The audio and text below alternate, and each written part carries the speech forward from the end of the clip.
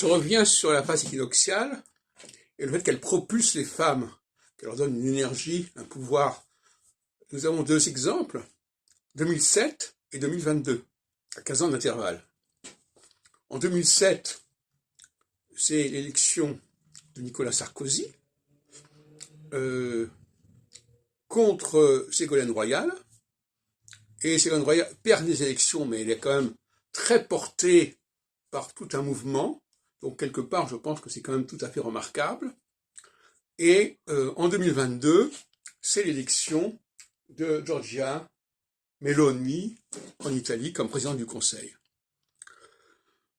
Voilà, donc finalement, dans les deux cas, on a un élément féminin qui ressort, qui est manifeste.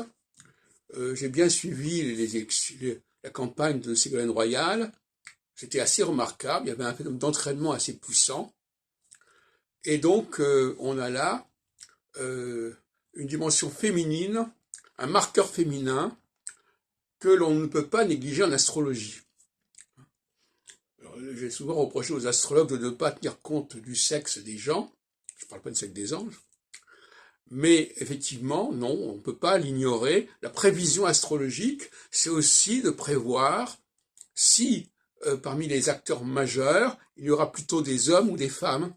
Ça me paraît fondamental. Donc ça, c'est quelque chose qu'on ne peut absolument pas ignorer. Alors paradoxalement, cette forme d'astrologie que je développe montre bien à quel point les hommes et les femmes ont des trajectoires différentes, puisque à tel moment, la phase sera favorable aux femmes, et à tel moment, elle sera favorable aux hommes, alternativement. La phase équinoxiale étant plutôt favorable aux femmes, et la phase solsticiale plutôt favorable aux hommes.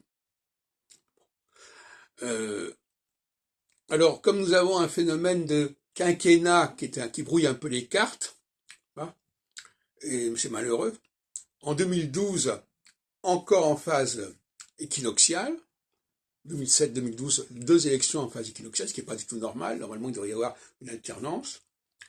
Eh bien, c'est François Hollande qui est élu, François Hollande, l'ex-époux de Ségolène Royal, d'ailleurs, ce qui n'est quand même pas non plus négligeable. Et c'est aussi la question des socialistes, parce que la phase équinoxiale favorise les socialistes.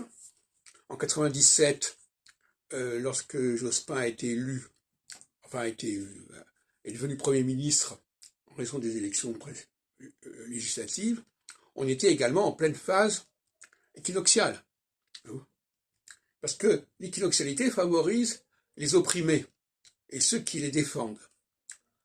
Les juifs, par exemple, peuvent être favorisés en phase équinoxiale, les femmes aussi, et ceux qui les défendent, ceux qui ont pris leur parti, vont également être portés.